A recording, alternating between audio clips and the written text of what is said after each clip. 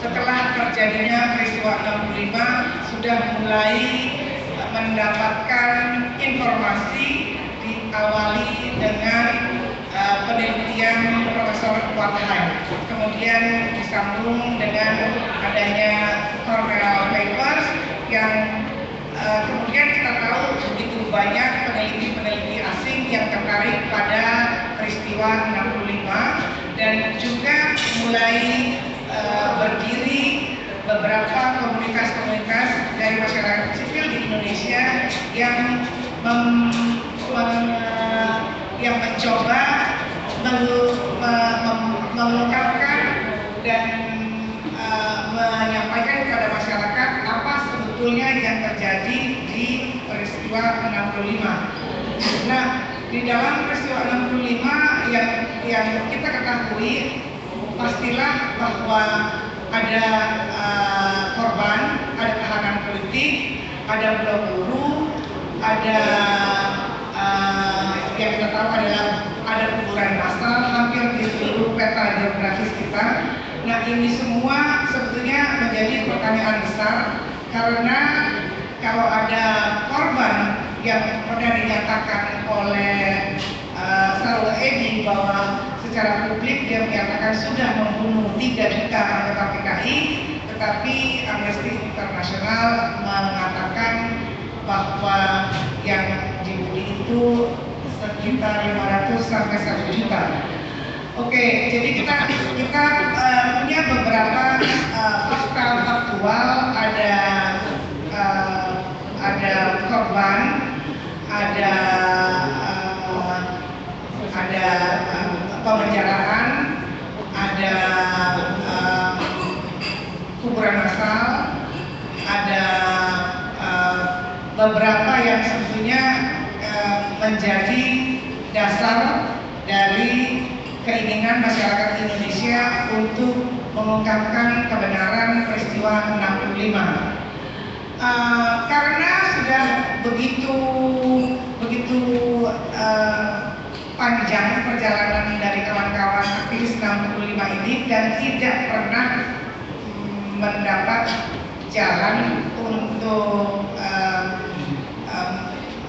mengangkat pengungkapan kebenaran ini, dan pemerintah juga seperti kita tahu sekarang ini kita memperingati atau kita menggugat negara 50 years of silence, itu artinya ada pembungkaman sejarah selama 50 tahun yang dimana kita bisa mengartikannya atau memaknainya bahwa pemerintah tidak punya goodwill atau mungkin tidak mau menyelesaikan atau bertanggung jawab terhadap kasus ini. Untuk itulah landasan yang pertama mengapa kawan-kawan IPT ini membawa kasus 65 ke International People's Tribunal untuk disampaikan kepada masyarakat internasional, dan untuk itu kita mengharapkan masyarakat internasional akan mensupport perjuangan kita dan menyatakan kepada publik di dalam pengadilan bahwa memang terjadi pembunuhan massal, memang terjadi beberapa dakwaan-dakwaan yang dibawa ke International People's Tribunal. Yang kedua, saya ingin menjelaskan bahwa International People's Tribunal ini adalah sebuah komisi, dalam bahasa Inggrisnya Truth Commission atau Komisi Masyarakat Internasional untuk Kebenaran, di mana yang mereka lakukan adalah memfasilitasi pelanggaran HAM yang terjadi di negara manapun juga yang tidak bisa diselesaikan oleh negaranya.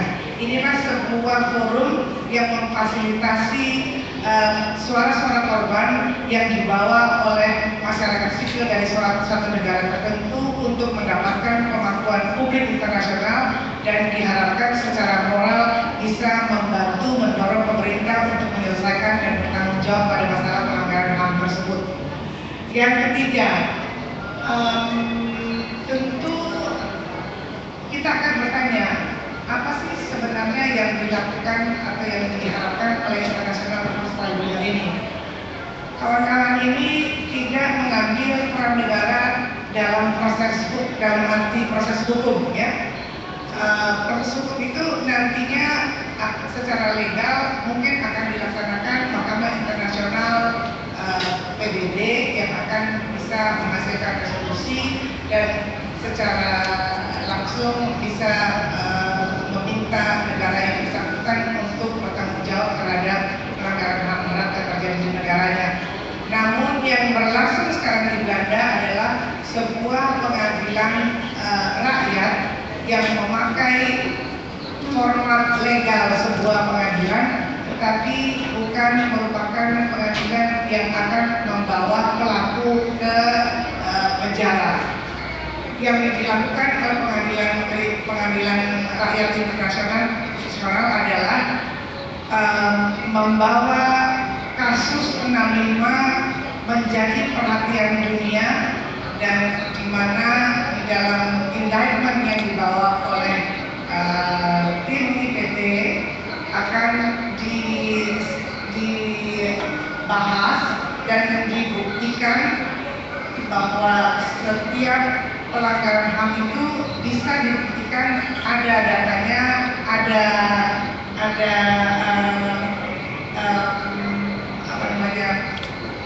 bukti-bukti baik tertulis, baik visual, baik audiovisual yang bisa membenarkan bahwa semua itu pernah terjadi.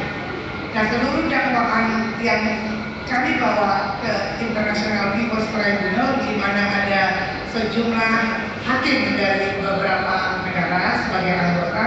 Kalau tidak salah ada 8 hakim yang memeriksa saksi yang kami bawa, memeriksa saksi ahli yang kami bawa, saksi ahli sejarah, saksi ahli dalam bidang tertentu, umpamanya kompleksiti dalam persoalan geopolitik dunia, di mana ada beberapa negara yang juga bisa kita nilai terlibat dalam peristiwa 65. Nah, semua yang kami siapkan ini saksi maupun saksi ahli dan korban itulah yang dapat membuktikan dan melengkapi bukti atau data dari seluruh tindak pelanggaran HAM berat yang pernah terjadi yang dilakukan oleh negara kepada masyarakatnya.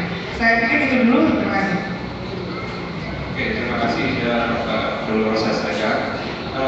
Kita juga melihat People Tribunal ini dibikin agar kasus ini terungkap, orang tahu, kemudian terjadi percakap-cakapan di antara sesama warga, kita sama orang Indonesia bercakap, dan tiba-tiba yang kemarin terjadi justru bukan percakapan antar warga, tapi justru percakapan antara pejabat negara, antara pejabat publik yang mempertanyakan kenapa kok ini People Tribunal di Belanda sebenarnya.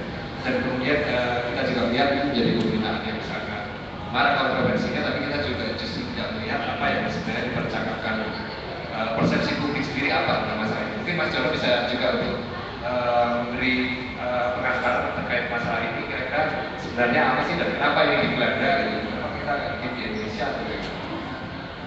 Ya, makasih Mas Aryo. Jadi selama 2 hari dari tanggal 10 sampai kemarin kita ditemukan oleh tiba-tiba mungkin banyak orang tidak tahu apa itu pengadilan rakyat di Belanda, dan yang kita membuat kaget lagi tiba-tiba semua pejabat pemerintah terpanjang. Mereka kaget, mereka tiba-tiba melakukan bantahan dengan bahasa lebih ini mungkin agak terlalu mudah, tanpa ada penjelasan yang jernih, yang jelas kenapa itu terjadi. Tiba-tiba semua suara yang berkembang di media adalah justru membayangkan adalah suara yang tidak menjadikan, tapi menyalahkan Belanda misalnya. Kenapa Belanda yang telah menjajah Indonesia berpuluh tahun, kemudian membunuh ratusan orang Westerling di Sulawesi Selatan, kemudian ditambah lagi sekarang tiba-tiba melakukan pengalihan HAM. Jadi ini yang banyak hal yang tidak dijadikan dulu, tapi tiba-tiba kemudian langsung pembagutan di saya kira justru semakin turun. Jadi mungkin kalau kita lihat dari kronologisnya sebenarnya sangat sederhana. Kasus ini tidak akan pernah masuk ke pengadilan rakyat internasional kalau pemerintah atau kebijakan hukum di negeri ini, negara kita, pemerintah serius menangani pengadilan pelanggaran HAM di masa lalu, khususnya tahun 1965 sampai 66 ini untuk usut serius, usut tuntas. Yang terjadi adalah kalau kita lihat dari kronologisnya pendek, Komnas HAM sejak tahun 2012 sudah menyerahkan berkas seluruh pemeriksaan dugaan pelanggaran HAM kepada Kejaksaan Agung. Selama setahun lebih berkas tersebut sempat dikembalikan. Kemudian Komnas juga kembali lagi sesuai dengan kebutuhan yang diminta oleh Kejaksaan Agung, oleh para penyidik. Dan nasibnya hampir selama 2 tahun dari 2012 sampai 2014 hanya dilempar pingpong saja. Sekali, 2 kali, 3 kali. Nah, saya kira yang terakhir adalah ketika pemerintahan baru dengan Jaksa Agung yang baru pada tahun 2014, kemudian berkas ini kembali lagi dikembalikan oleh Kejaksaan Agung pemerintah. Dari Kejaksaan Agung ke Komnas HAM. Nah, Komnas HAM juga sudah mengembalikan dalam waktu yang 30 hari dan hingga kini tahun 2015 karena 50 tahun kasus pelanggaran HAM 65 tidak jelas hasilnya. Tidak jelas sikap pemerintah apakah akan terus memeriksa, menyidik, melakukan penuntasan atau menghentikan karena apa? Tidak ada surat kemudian penyidikan hingga kini, tidak ada SP3 terhadap kasus ini misalnya. Nah, justru yang memang menarik adalah di pemerintahan baru ini yang kita dapat informasi dari teman-teman Komnas misalnya, 7 berkas kasus pelanggaran HAM di masa lalu semua dikembalikan bersamaan dengan pelanggaran HAM ini. Jadi pelanggaran 65 dikembalikan oleh Kejaksaan Agung ke Komnas HAM. Kemudian kasus Petrus yang dari 82 sampai 83. Kemudian ada terjadi kasus Talang Sari, ada kasus Trisakti Semanggi, kasus penculikan aktivis-aktivis tahun 97. Kemudian ada lagi kasus Basio yang terkait dengan Bangladesh, dan yang terakhir terus Mei. Jadi berkas kasus pelanggaran HAM di masa lalu kembalikan oleh Kejaksaan Komnas. Nah, ini yang kejadian yang sebenarnya, tapi khususnya untuk kasus pengungkapan kejadian peristiwa 1965 yang sudah dijelaskan tadi menunjukkan korban sangat besar, hingga juga sekitar 1 tahun. Belum lagi di zaman era Soeharto terjadi penindasan yang luar biasa, dan keinginan sebagian besar, keinginan banyak orang untuk mengungkap kebenaran ini di Indonesia saya tidak mendapatkan respon yang bagus dari pemerintah hingga sekarang, dan kemudian dibawa ke Belanda. Sebelumnya Belanda saya kira hanya tempat, sebelumnya kalau nggak salah sempat membawa ke Jenewa, tapi dengan hanya perhitungan di Jenewa mungkin lebih biaya gimana dan lain, kemudian dibawa ke Belanda. Di Belanda tempat yang dianggap lebih bisa menerima, sehingga tidak berencana. Nah, jadi konsepnya adalah bukan tiba-tiba Belanda yang mengatakan ini. Saya kira hanya yang salah menganggap bahwa dikira ini adalah pihak Belanda yang ingin melakukan itu. Tapi memang ini adalah pengungkapan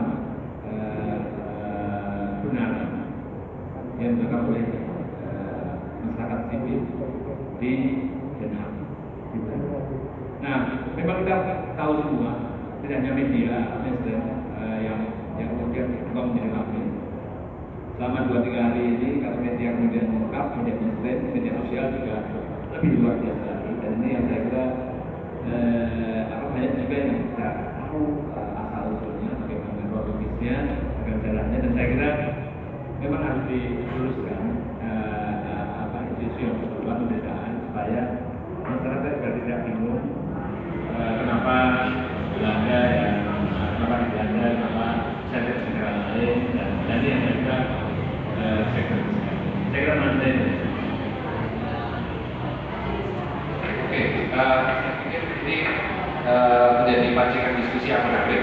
Untuk mempersingkat waktu, saya serahkan aja kepada forum. Barangkali ada pertanyaan dari teman-teman, silakan.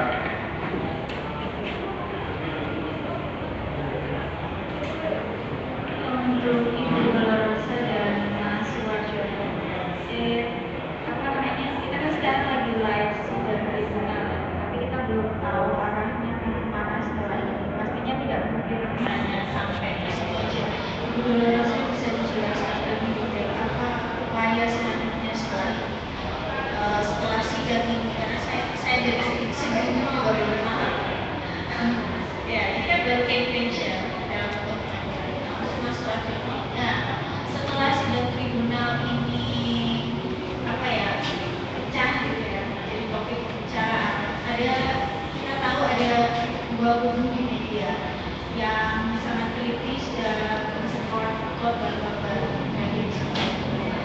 Tapi mirisnya ada petinggi media yang ikut berkomentar, juga politisi. Posisinya adalah dia mempertanyakan sidang ini dan komentarnya cukup direflektif ada korban. Kalau dari jurnalisme ada nggak sih yang bisa mendesak petinggi media, apalagi buat editorial nanti, ada nggak sih kritisi balik media dari orang media sendiri, dari Asia atau Asia Indonesia yang menegur atau seperti apa lewat Dewan Pers gitu, karena peristiwa 1945 bukan sekedar peristiwa biasa gitu. Nah, seperti itu dari mana kita bisa mengontrol pemilik media? Kita hanya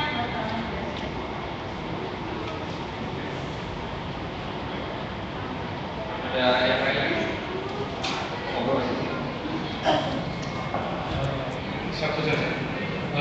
Meskipun tadi sudah sedikit disebutkan, saya ingin lebih tahu lagi tentang mengapa kerja-kerja seperti ini, meskipun itu berbasis persoalan yang selama ini menjadi bagian dari publik Indonesia, entah 65 entah kasus yang lain, tiba-tiba muncul begitu saja tanpa ada ikatan dengan publik, itu agak jauh. Apalagi ini digelar di Belanda dan masyarakat juga akhirnya kaget-kaget seperti dikatakan, karena tidak jelas sebenarnya ini posisinya seperti apa, sehingga kecenderungannya adalah melihat proses ini lebih minus daripada melihat sisi positifnya. Apakah selama ini apakah sudah terbangun sebelum sampai ke IPT itu kesadaran publik terhadap persoalan 65 sendiri seperti apa? Apakah ada proses-proses lain yang membangun basis rekonsiliasi itu menjadi lebih efektif? Karena kan ya publik Indonesia kita tahu sendiri situasinya, ketika nanti sudah ini dibawa ke ranah internasional dan kemudian ada tuntutan dari sana, akhirnya yang dihakimi justru para penggerak HAM ini, kemudian dianggap sebagai menjual negara dan segala macam. Padahal yang dibicarakan kan sebenarnya kasus mereka, itu kasus rakyat sendiri. Tapi justru kasus rakyat ini jadi tiba-tiba dengan proses ini seperti terpisah dari akarnya, kecuali bagi korbannya sendiri. Oke, terima kasih. Lainnya berat-berat mungkin dulu ya teman-teman ya. Atau mau ada lagi? Tambahan sedikit, saya melawan dari Fokus. Kan tadi adalah bahwa pengadilan memang bukan pengadilan ilegal seperti pengadilan pada umumnya, tapi ada rakyat cuma dilakukan dengan prinsip-prinsip seperti di pengadilan. Apakah nanti di hasil akhirnya ada semacam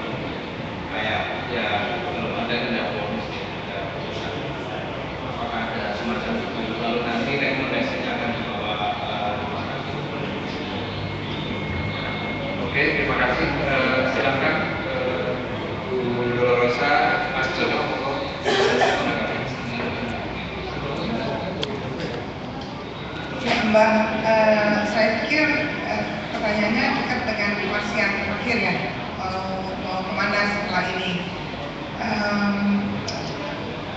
Sepanjang yang saya ketahui dalam pertemuan-pertemuan IPT Jakarta, yang dibicarakan adalah sebuah proses yang panjang yang tidak akan berhenti di International Tribunal di Belanda.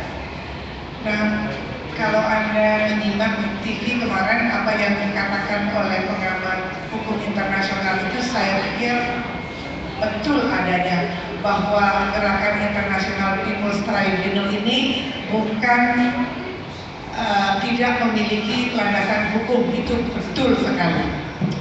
Yang kami miliki adalah moral enforcement, menyuarakan persoalan pelanggaran HAM berat 65 di tingkat internasional, di mana seluruh dunia akan melihat dan memahami apa yang pernah terjadi di negeri ini, terutama pada pembantaian massal dan yang lain-lain tentunya. Nah, setelah dari International People's Tribunal yang nanti malam akan disampaikan kepada masyarakat dunia hasil dari keputusan majelis hakim dalam memeriksa seluruh dakwaan yang kami bawa ke pengadilan itu, tentu ini merupakan sebuah sejarah bagi kita dan terutama bagi korban, yang kami berpendapat dengan adanya pengakuan internasional ini pun akan bisa mengembalikan kedaulatannya, martabatnya sebagai manusia, bahwa pengakuan itu sudah terjadi, penderitaan mereka itu sudah diakui baik secara internasional, dan memang inilah yang kami dorong agar pemerintah Indonesia bertanggung jawab atas penderitaan dan atas pengorbanan yang terjadi di dalam kehidupan korban. Saya pikir yang akan kami lakukan adalah membawa preliminary verdict, yaitu keputusan awal dari yang kita sebut sebagai keputusan moral enforcement ini akan kami bawa dan kami upayakan agar diterima sebagai materi yang bisa dijalankan berdasarkan landasan hukum, yaitu ke pengadilan internasional, pengadilan HAM internasional di Jenewa yang berada di bawah UNPBB. Nah, dari sanalah diharapkan nantinya akan keluar resolusi kepada negara Indonesia untuk melakukan tanggung jawabnya pada peristiwa 65. Saya pikir begitu ya, Mbak. Terima kasih. Ya, saya tambahin ya, terkait dengan ujian. Jadi memang kalau melihat dari beberapa sepekan terakhir, cakapan baik di media mainstream, di media sosial itu cukup, dan ini sebetulnya hampir tidak ada yang memberikan hampir semua yang menjadi cakapan di media, tidak ada yang bisa memberikan konteks bahwa kasus ini tidak sendiri. Kasus ini muncul berkaitan dengan sejarah yang cukup panjang. Bagaimana upaya para korban mengungkap, mencari kebenaran di masa lalu untuk bisa dijelaskan oleh pemerintah secara hukum. Nah, ini yang menurut saya selama ini tidak pernah ada konteks yang cukup komprehensif, sehingga saya kalau melihat sepotong-sepotong mungkin tambah dengan percakapan terutama di digital, di media online yang dengan gampang orang bisa bicara membuat ini semakin banyak orang tidak paham. Jadi tidak membumi kasusnya. Nah ini juga yang sekaligus menjawab dari Mas. Kasusnya memang tidak memberikan tidak banyak orang yang bisa memberikan perspektif. Tidak banyak orang yang memberikan konteks bahwa kasus ini sudah lama. Kalau kita lihat dari kasus penyelidikan di Komnas HAM sendiri, itu juga berjalan tidak banyak. Itu di Komnas HAM juga lebih dari 3 tahun melakukan dari awal, kalau dari APP memang singkat, dari awal orang mendesak untuk masuk ke Komnas HAM, kemudian menjadi agenda menjadi KPP, hingga akhirnya kemudian Komnas HAM menyelesaikan penyidikan itu kemudian dimasukkan ke Kejaksaan Agung. Itu juga saya cukup panjang. Dan sekarang ini setelah Kejaksaan Agung pingpong hampir 2 tahun sampai 3 tahun, bahkan sampai 3 tahun sekarang ini tidak ada tanda-tanda kasus ini juga akan dituntaskan. Nah ini yang saya kira menjadi menjadi kasus yang kemudian oleh teman-teman di aktivis HAM dibawa ke Den Haag untuk menjadi bagian dari upaya mendesak kepada pemerintah untuk lebih serius. Nah terkait dengan sikap misalnya pemilik media atau pimpinan media yang agak susah. Cuma gini, kalau terkait opini saya kira mekanismenya sudah ada di masing-masing media. Jadi kalau dalam bentuk pemberitaan dan itu mengarahkan tidak memberikan fakta yang benar, itu mungkin yang saya kira bisa kita kritisi, kita proses. Bahkan termasuk misalnya kita kan ada mekanisme ya, standar mekanisme di media tentu juga tahu semua. Kita bisa secara langsung untuk memprotes langsung ke media, dan mekanisme Dewan Pers juga berikan kalau memang terjadi pemutarbalikkan fakta. Dan kebetulan yang saya lihat adalah dari fakta yang sebenarnya menjadi terbalikkan atau diarahkan ini yang sebenarnya kita bisa saling mengomentari, dan ini yang mekanisme yang bisa kita tempuh. Dan teman-teman di AJI saya kira juga ikut sekarang masuk media yang memberikan pendapat secara faktual atau tidak secara faktual gimana yang secara opini.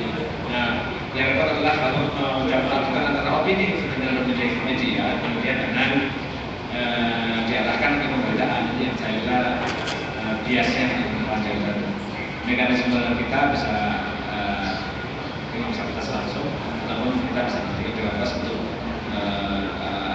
diproses ya, kemudian mereka dipanggil dan kemudian mediasi, dan ini bisa diajar semua. Tapi saya kira ini bagian dari tadi banyak orang yang tidak tahu itu, termasuk mungkin keinginan media hanya ingin provokasi yang membuat masyarakat bukan makin paham, tapi malah semakin bingung ya, karena pertukaran ide gagasan di media dan media sekarang ini memang sama. Jadi saya kira ya, akhirnya mana kita sebelum ke Alfon ya, Mas yang tadi memberikan pendapat bahwa peristiwa 65 ini kan belum diketahui oleh semua orang.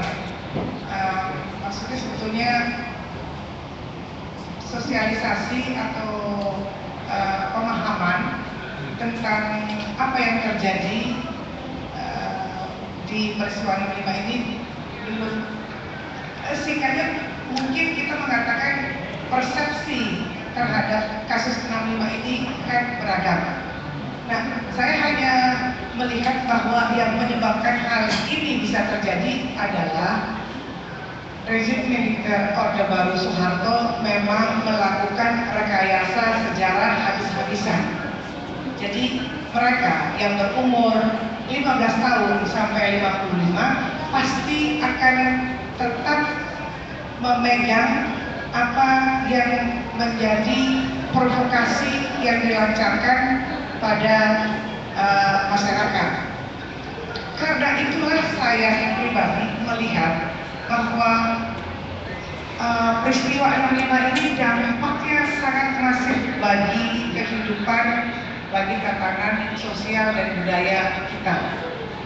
Ini yang perlu kita maknai, dan mungkin pelan-pelan kita melakukan reclaiming terhadap Orde Baru, ya, sehingga kita bisa membangun landasan yang baik bagi generasi yang lebih baik di masa depan. Saya pikir ini penting sekali. Terima kasih. Oke, nah mungkin juga menarik karena sebenarnya kalau teman-teman tertarik bertanya, tahun 2013 itu pernah ada semacam people tribunal nih, semacam forum pengungkapan kebenaran ini. Waktu itu digelar di Perpustakaan Nasional, digelar oleh KKPK, Koalisi Keadilan untuk Pengungkapan Kebenaran. Itu sebenarnya mirip juga, dan gaungnya tidak ada.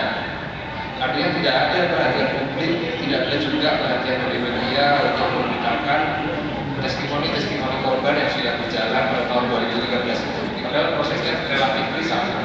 Bedanya waktu itu yang mendengar adalah majelis warga, dan kebetulan Mbak Dolorosa Sinaga ini termasuk salah satu majelis warga dari proses yang serupa digelar di Perpustakaan Nasional di Jakarta tahun 2013. Ini inisiatif sipil juga, nggak ada kaitannya dengan proses hukum formil.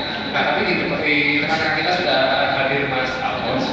Ini beliau ini yang mengaku soal hukum kalau di PT ini Mas Alphonse.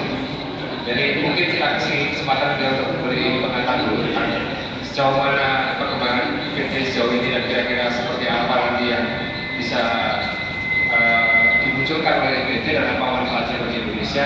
Kemudian saya lempar lagi ke teman-teman media. Terima kasih.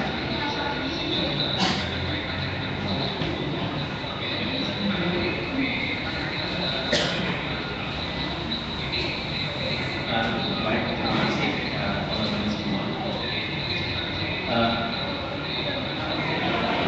Saya mohon maaf karena telat tadi menghadiri panggilan DPR yang pada prinsipnya para korban juga hadir dalam proses ini. Yang menariknya adalah Ketua DPR ya sepakat melakukan rekonsiliasi, tapi tanpa ada prosedur mereka. Nah, di situ serta-merta saja mengatakan bahwa kebenaran itu tidak perlu diungkap untuk menilai apakah benar ada kesalahan di sana, apakah di situ tidak ada pertanggung di sana. Menarik. Nah, itu bukan cerita. Teman-teman semua, sebenarnya pada saat ini yang dilakukan oleh di DNA itu lebih kepada kita pertanggungjawaban negara. Nah, pertanggungjawaban negara ini kalau dalam konteks Indonesia itu biasa-biasa saja. Di dalam public record itu ada namanya 1365 tentang perbuatan mampu, dan kemudian ada 1367 on remating overhead data, perbuatan mampu yang dilakukan oleh negara. Karena negara kita adalah negara hukum dan dijalankan oleh undang-undang, setiap orang kan berhak untuk meminta hak yang pada satu titik, orang tersebut mengetahui kalau dia salah, dia diproses, ada putusan hakim dan dia bertanggung jawab. Kalau dia tidak salah, kewajiban dari yang melakukan proses itu dan ada ini pengadilan atau negara itu merehabilitasi dan memberikan kompensasi kepada yang bersangkutan. Miris, tapi ini menjadi suatu hal yang luar biasa. Bahkan juga pejabat-pejabat negara ini menjadikan salah tafsir. Jadi cerita ini terdistorsi dengan sendiri. Yang mengatakan pertanyaan pertama adalah pertanggungjawaban negara mana, dan kemudian yang kedua latihan mana. Dan menurut saya ini melontarkan satu pertanyaan yang lucu.